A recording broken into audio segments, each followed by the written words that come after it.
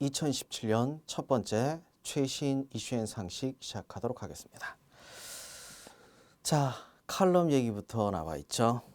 여야정 협치로 정치권이 잘 뭉쳐서 국정을 정상화시켜라 라는 내용의 칼럼입니다. 잘 안 되고 있는 것 같네요. 국정 혼란이 계속되고 있습니다. 물론 국민들은 안정적으로 생활을 하고 있습니다. 오히려 정치권이 혼란을 더 가중시키고 있는 게 아닌가라는 생각이 드네요.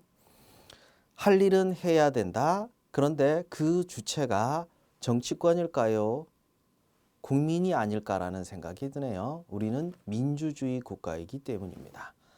다분히 뻔한 얘기인 것처럼 보일 수도 있겠지만 어쩌면 이 사회는 그 뻔한 기본적인 틀 안에서 움직일 때 우리의 삶이 안정적이 될 수 있지 않을까 하는 생각이 드네요. 칼럼은 넘어가도록 하겠습니다. 이어서 탑 이슈 첫 번째, 순실의 시대입니다. 비선 실세에 의해서 대한민국이 농락당했죠. 능욕당했다는 표현을 쓰고 있는데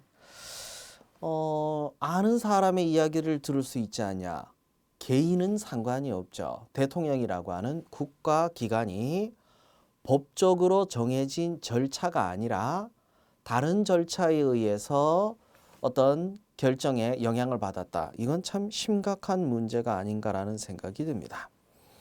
최순실 게이트 2016년 말부터 지금까지 계속 이어지고 있습니다. 청문회를 거쳐서 드러난 면들도 있고 특검을 통해서 드러난 면들도 있겠지만 아직도 밝혀야 될 부분들이 더 많은 것 같습니다. 여러 가지 계속된 이슈 때문에 마음 아파하는 사람들도 있지만 입장을 좀 명확하게 했으면 좋겠습니다. 우리가 어떤 측면에서 이 사안들을 봐야 될지 첫 번째 팩트, 사실관계입니다.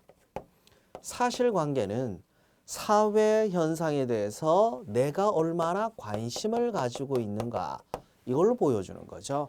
나랑 무슨 관계가 아니라 나랑 관계가 있다는 걸 꼭 명심하셔야 됩니다.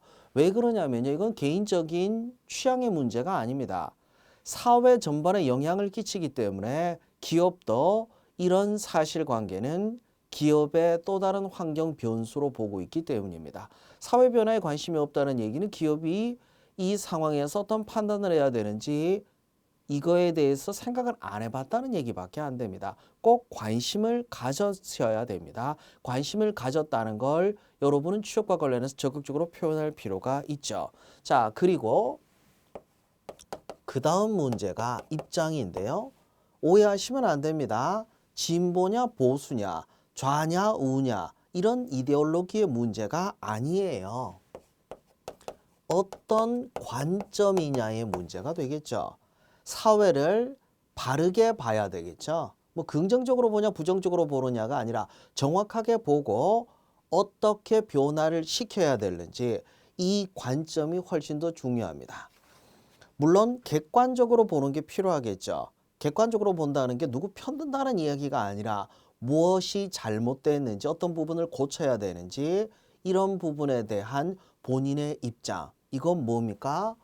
본인의 관점이라고 하는 건 본인의 가치관과도 연관이 되어 있죠.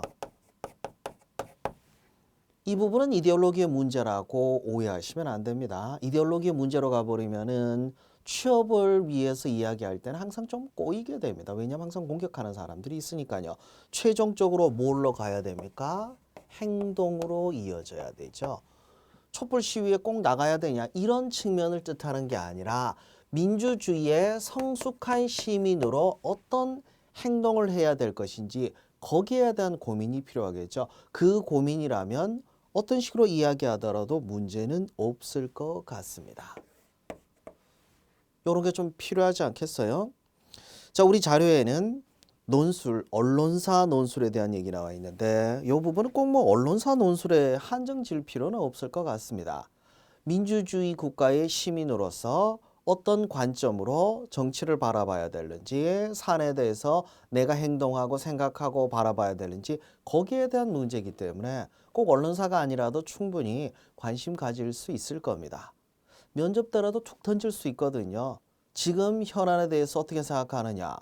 관심 없다고 해도 문제가 있고 그렇다고 해서 이 부분에 대해서 무조건 잘못했다고 비판만 하는 것도 한계는 있겠죠.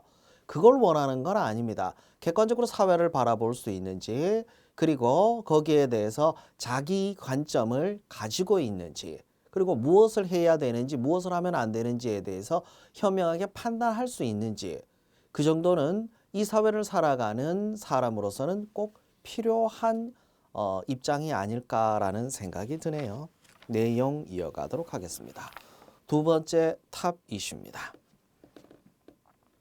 113 부동산 대책 얘기 나와 있죠. 좀 거리감 느끼는 사람들도 꽤 있을 거예요. 난 당장 집 살 것도 아닌데 우리나라는 부동산은 반드시 경제와 직접적으로 연관이 되어 있죠. 그래서 두 가지 관점이 필요합니다. 먼저 경제와 어떻게 연결할 것인가. 부동산이 불황이면요. 자산 가치가 떨어지기 때문에 소비가 위축돼 버리는 문제가 있습니다. 그러다 보니까 경제와 직접적으로 연관이 있기 때문에 부동산 정책이 경제에 어떤 영향을 끼칠 것인가 이런 측면은 지식적인 측면으로서는 꼭 필요하다고 봐야죠. 기업의 환경에 영향을 끼치기 때문이죠.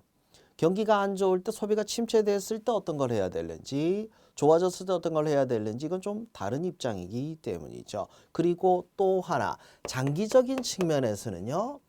사회 정책과도 연관이 되어 있습니다. 왜 그러냐면 부동산 시장의 변화라고 하는 게 사람들의 라이프 스타일의 변화라든지 또는 중장기적으로 어떠한 노후 대책의 문제라든지 출산 정책의 문제라든지 이런 것과 연관이 되어 있는 부분들이 있죠. 이런 부분에 대해서는 전망이라고 볼 수도 있습니다. 좀 단기적으로 봤을 때 경제, 장기적으로 봤을 때 사회 정책과 연관이 되어 있는 그래서 부동산 대책 자체가 세부적으로 들어가는 게 중요한 건 아닌 것 같아요. 왜냐하면 그 세부적인 부동산 정책을 직접적으로 물을 일은 없으니까요. 하지만 왜 아파트 가격이 폭등한 지역이 이 지역에 한정됐는지 그리고 경기가 위축됐음에도 불구하고 정부에서 왜 부동산 규제책을 쓸 수밖에 없는지 그 행간을 좀 읽으셨으면 좋겠습니다. 정밀 타격형이라고 이야기한 게 부분적으로 규제를 한 거죠. 전체적으로 규제를 해버리게 되면 부동산 시장이 죽고 그리고 경기가 위축될 수 있다 보니까 그런 문제와 연관이 된 게 아닌가 하는 생각이 드네요. 하지만 부동산 투기가 초토화, 투기는 나쁜 거. 그런데 경기가 나쁜 상태에서 어떤 식으로든지 돈이 돈다는 것 자체가 나쁘다고 이야기할 수는 없겠죠. 그로 인해서 풍선 효과, 다른 쪽에 영향을 끼칠 수도 있습니다. 의도한 부분이 아니라 다른 면에 악영향을 끼쳤을 때 그때 또 다른 대책이 필요할까요? 이미 그 대책은 요구되고 있습니다. 2017년 한 해 경기에 대한 이야기는 좀 뒤에서 더 하도록 하고요. 자, 논술 알아보기 역시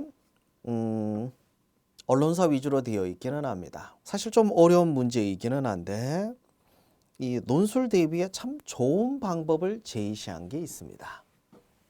필사 있죠. 모를 땐 베껴 써보는 것도 좋은 방법이에요.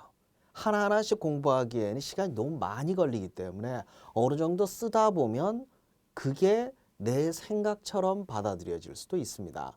물론 읽어보는 소리를 내서 읽기 이것도 의미는 있겠죠. 써보고 읽어보고 눈으로만 보는 것보다는 여러분 거로 받아들이는데 조금 수월할 거예요. 이런 방법들도 한번 생각은 해봄직하겠네요. 부동산 대책의 세부적인 내용은 넘어가도록 할게요. 그게 지금 의미가 있을는지는 모르겠네요. 여러분이 준비하는 분야가 부동산 정책의 세부적인 게 필요한 부분이라면 그럴 수 있겠죠. 근데 또 지나버렸단 말이에요. 따끈따끈한 이슈가 된 것도 아니고 왜냐하면 좀 지났을 때는 시성이 떨어지니까요. 그래서 부동산 대책을 어떻게 바라봐야 되는지에 대한 원론적인 접근 방법으로 끝내도록 하겠습니다. 내용 이어서 정치 외교편입니다. 박근혜 대통령의 탄핵안이 가결되고 지금 탄핵 심판으로 들어가게 돼 있죠. 자, 이와 관련해서 헌재가 어떤 기능을 해야 되는지, 정치적 상황이 어떻게 변화했는지, 그리고 국민들의 관심이 어떻게 변화하고 있는지 여러 가지 측면들에 대한 배경 지식도 필요한 것 같습니다. 먼저 헌재 이야기부터 보도록 할게요. 대통령은 국민에 의해서 선출된 국가기관입니다. 대통령제에서 가장 중요한 결정권을 가지고 있기도 하죠. 그럼 헌재에 왜 이걸 맡기게 되나? 자, 소추한 기관을 좀 생각해 보도록 합시다. 국회에서 했어요. 대통령은 국회의 상위 개념은 아니죠.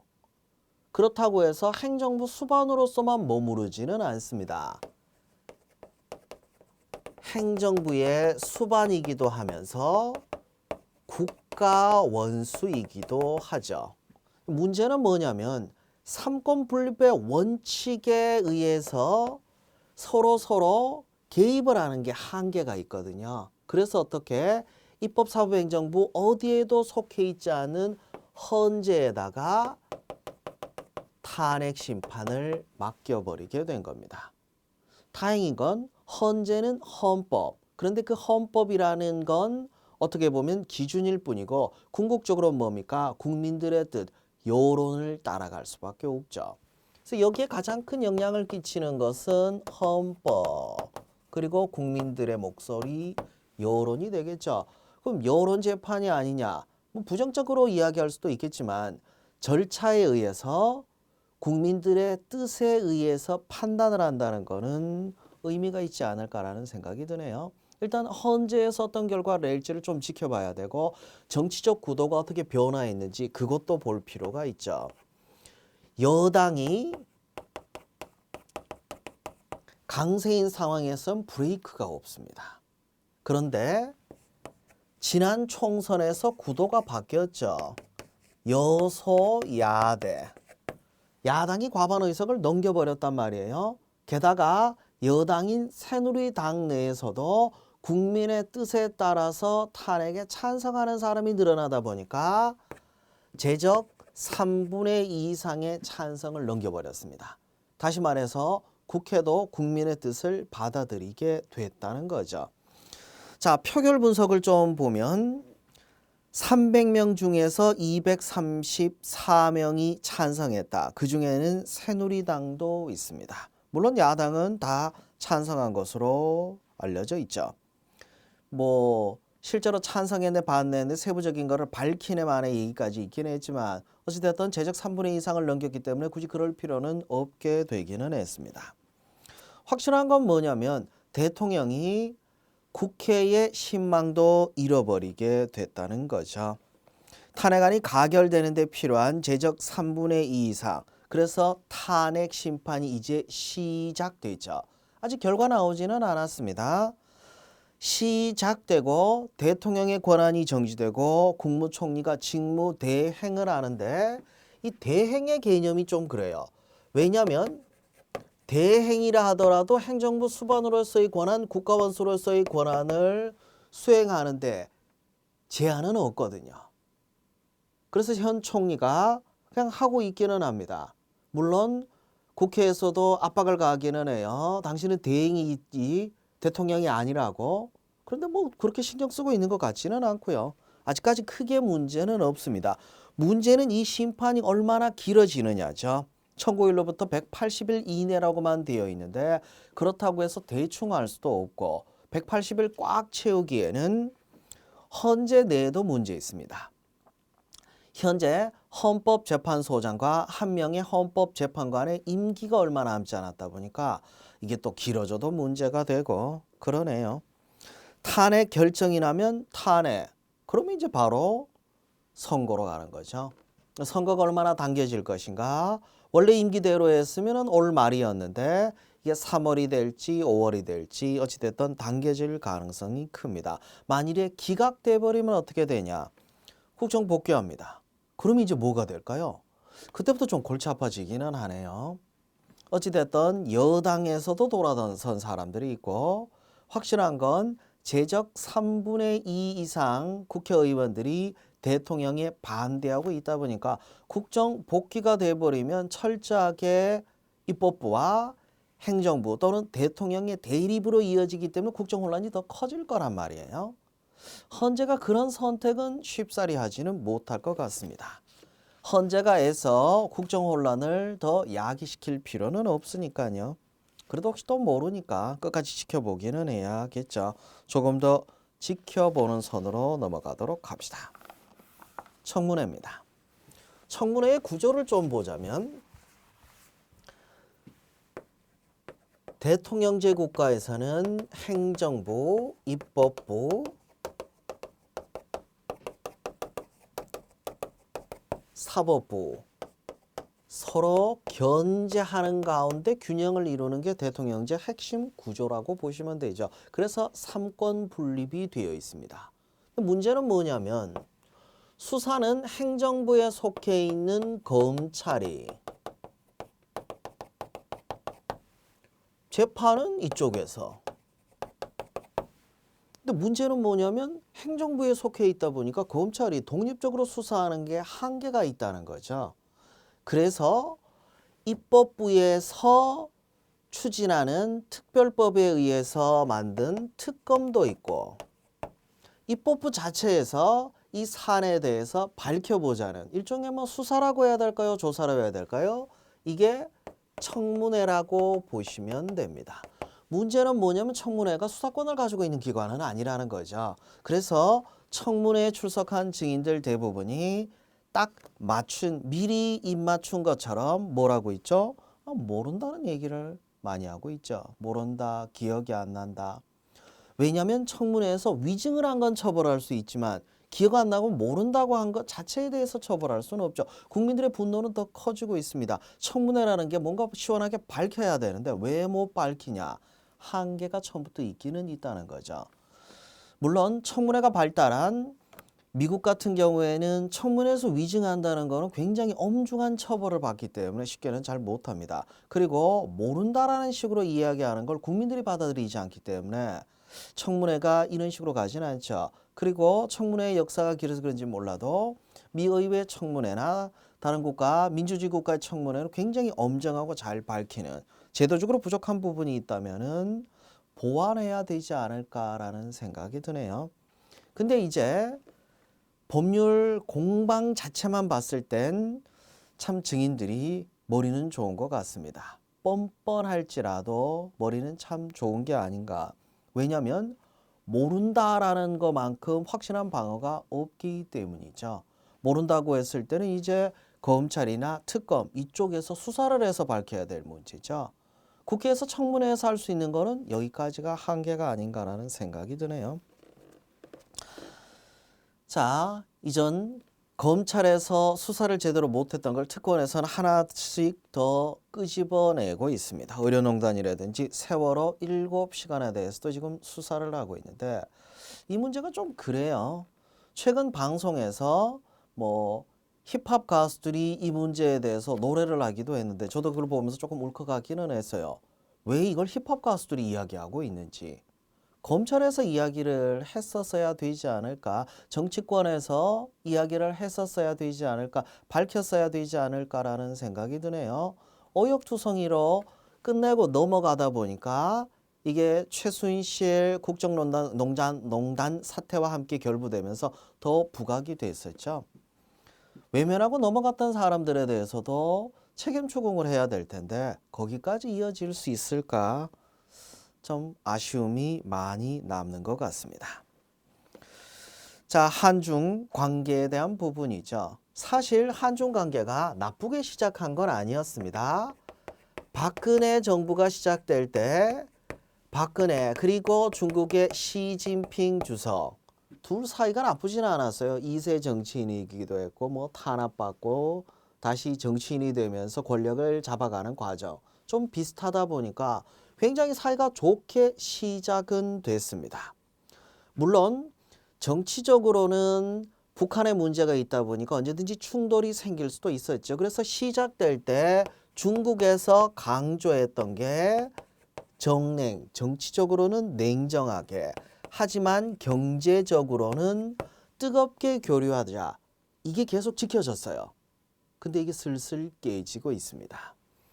정치적으로 냉정하자가 아니라 슬슬 뜨거워지기 시작하고 있죠. 그래서 이제는 정치적으로 냉정하지 못한 문제들까지 이어지고 있습니다. 이 틀이 깨지고 있는 사드 문제가 촉발이 되죠.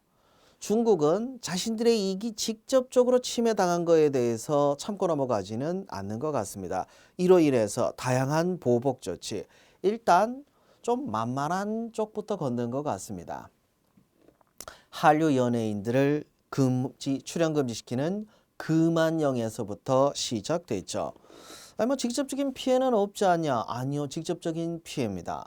왜냐하면 한류 중심으로 해서 성장했던 엔터테인먼트 업체들의 주가가 떨어지는 것만 봐도 알 수 있죠. 거기에 중국 진출한 우리 기업들 그리고 중국인 관광객들까지 제한을 하고 있습니다. 직접적인 경제 보복 조치까지 이어지고 있죠. 어쩌면 사드를 무리하게 추진하면서부터 예상됐던 문제였었죠. 여기에 대해서 아무 대책 없이 사드를 밀어붙인 현 정부의 정책에 대해서는 조금 의문이 많이 갑니다. 외교부에서는 흔들려서는 안 된다라고 얘기하고 있는데 아니 뭐 흔드는 결정을 우리 정부가 해버렸는데 중국의 이 보복 조치에 대해서 뭐라 그러겠습니까? 문제는 대책이 없다는 거죠. 그렇다고 해서 사드를 다시 원점으로 돌리기도 좀 힘들어졌고 그렇다고 해서 사드 배치를 그냥 밀어붙일 수도 없고 어떻게 보면 정권이 바뀌게 되면 그 정권에서 해야 될 책임으로 또 떠넘겨진 게 아닌가라는 생각이 드네요. 머리 복잡해지고 있습니다. 자, 거기에 대해서 야당 의원들이 또 뭐 새롭게 접촉을 하고 있는데 이게 정치권에서 어떻게 할 수 있는 이렇게 쉽게 넘어갈 수 있는 문제는 또 아닌 것 같다는 생각이 드네요. 왜냐하면 외교라고 하는 거는 공식적인 채널을 통해서 해야 되는데 이게 비공식적인 채널이 더 많이 접촉을 해버리게 되면요 더 혼란을 야기할 수도 있습니다. 뭐 지금 상황에서 혼란이 더 커진다고 얘기하는 것도 좀 우스운 일인 것 같은데 빨리 안정적인 대책을 찾아야 될 것 같습니다. 자, 정부가 SLBM 개발 저지 항목 품목을 지정했다고 얘기하면서 용어로 캐치올이라고 하는 부분들이 있죠. 캐치올은 북한의 핵 문제에 대해서 제재를 가했던 게 북핵 핵 자체만 한정된 게 아니라 재래식 무기까지 확대된다는 걸로 이해하시면 되죠. 북한의 재래식 무기 개발과 관련된 물자에 대해서도 제재가 확대된다는 겁니다. 유엔 결의 2275에 규정되어 있는 내용이죠. 좀 아쉬운 부분은 뭐냐면 북한에 대해서 유엔 차원에서 제재를 계속 하고 있기는 한데 북한이 여기에 대해서 뭐 크게 반응을 안 하고 있는 게 이게 좀 아쉬운 것 같네요. 매번 어떤 제재를 발표할 때는 강력한 대책이다 또는 북한이 어떻게 할 거다라고 얘기를 하고 있는데 뭐 북한은 계속 핵실험을 하고 있으니 답답한 노릇이 아닌가 하는 생각이 드네요.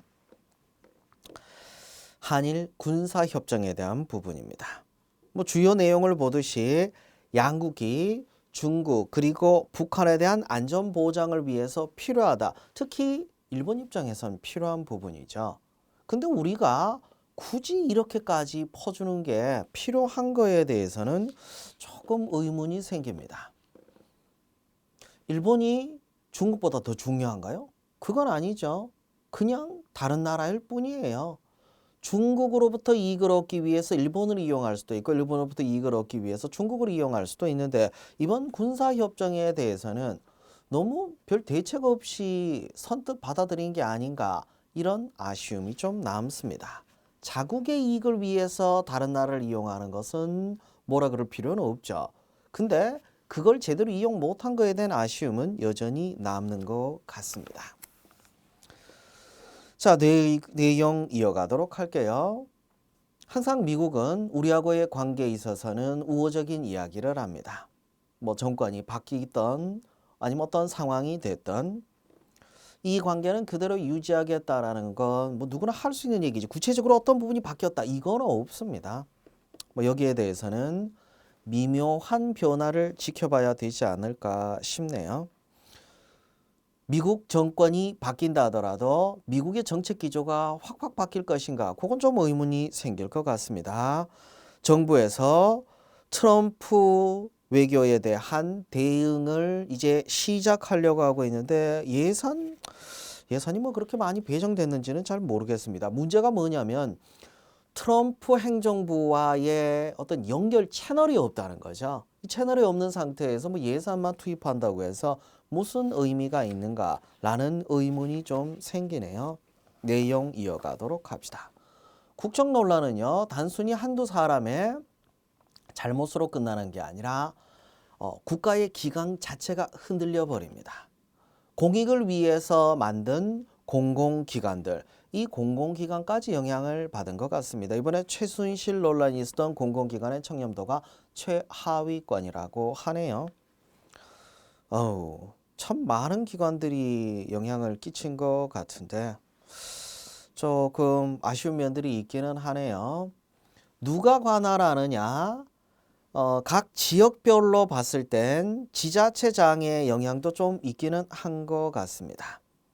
물론 정치적인 개입이 이 기관의 청렴도에 악영향을 끼칠 수도 있고 긍정적인 영향을 끼칠 수도 있는데 어찌됐든 최순실 논란의 경우에는 부정적인 영향이 크니까요. 공식적인 채널이 아니기 때문에 책임 추궁하기도 좀 애매한 면들이 있죠. 아쉽네요. 회생법원 이야기입니다. 아니 뭐 이런 법원이 있었냐? 다양한 법원들이 있습니다.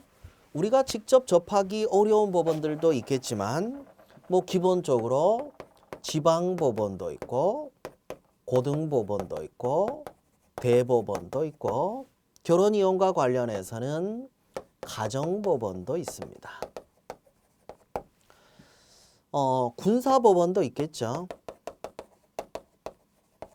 행정법원도 있고 그리고 좀 특수한 부분이지만 특허법원도 있습니다. 신설을 하려고 한 이유가 법원이 특수한 성격을 가지고 있다는 얘기는 그쪽 부분의 전문성을 가지고 있다는 거죠. 기업들의 구조조정이나 도산이 많아지고 있다 보니까 이쪽만 전담을 하는 회생법원이 따로 신설된다. 이 부분은 좀 좋은 얘기만은 아닌 것 같습니다. 경기 불황이 지속되면서 기업들의 지금 현재 상태가 많이 안 좋다는 걸 이해할 수 있죠. 좀 부정적인 측면인 것 같습니다. 필요한 건 사실이니까요.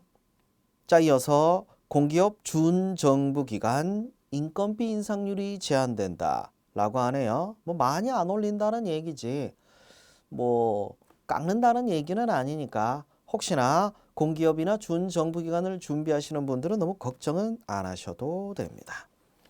사실 2017년 현재 상태에서 봤을 때는 채용시장이 좀 어두운 면들이 있죠. 그나마 공기업이나 준정부기관의 채용이 좀 확대되는 게 희소식이라고 할 수 있는데 뭐 이쪽에 대해서는 좀 긍정적으로 보는 게 필요하지 않을까 싶네요.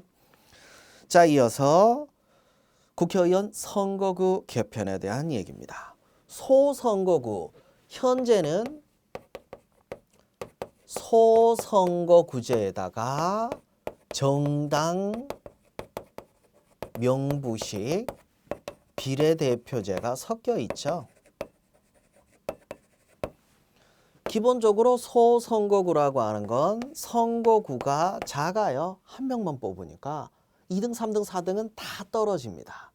중대 선거구처럼 여러 명, 그러니까 1등 말고 2등, 3등 등도 당선이 되게 하려면 선거구가 클 수밖에 없죠. 문제는 뭐냐면 한 명밖에 당선이 안 된다 보니까 이쪽이 예를 들어서 전체 득표율의 절반의 유권자가 투표해서 그중에 절반의 지지를 받았다. 사실상 4분의 1을 지지를 받은 사람이 대표하는 4분의 3의 지지가 없을 수도 있다는 거죠. 이런 부작용이 있다 보니까 비례대표제를 조금 가미하기는 했죠. 그래서 여러분들이 선거할 때 지역구 의원 한 명 찍고 비례대표로 정당별로 찍죠. 그러면 정당에 지지를 했을 때 정당별로 배정이 돼서 비례대표가 배분이 되는데 이쪽이 중심이지 비례대표 비중이 얼마 안 된다는 거죠. 그럼 연동형 비례대표는 뭐냐? 자, 연동형은 정당별 지지율을 연동시켜서 그러니까 투표로 뽑는 개인에 대한 투표가 아니라 정당에 대한 투표 위주로 돌려버려야 된다라는 이런 표현이라고 볼 수 있겠죠. 현재 선거 제도에 대해서 문제가 있다면요. 바꾸는 게 맞겠죠. 그걸 굳이 고집할 필요는 없을 것 같습니다. 그 내용까지 정리해 봤습니다.